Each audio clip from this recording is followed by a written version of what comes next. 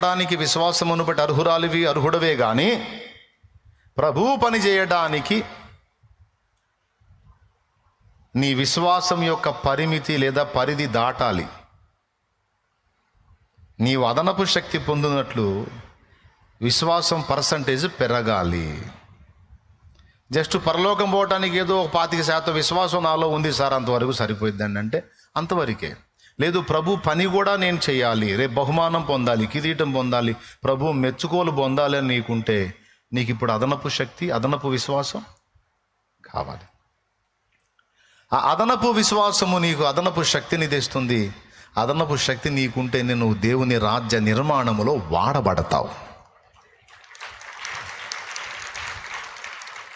ఈ అదనపు శక్తి నీకు కలగాలి అంటే ఏం చెప్పాను? అదనపు విశ్వాసాన్ని నువ్వు కలిగి ఉండాలన్నాను.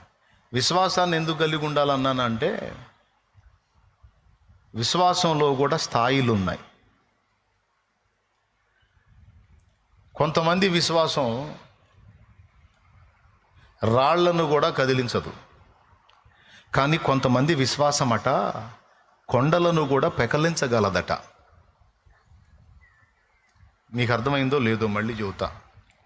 కొంతమంది విశ్వాసం బఠానీ గింజల్ని కూడా కదిలించదు, కానీ కొంతమంది విశ్వాసము రాళ్లను కదిలిస్తుంది, అలాగే కొండలను కదిలిస్తుంది. కొండలను కదిలించే విశ్వాసాన్ని ఏమన్నాడంటే పరిపూర్ణ విశ్వాసం అన్నాడు.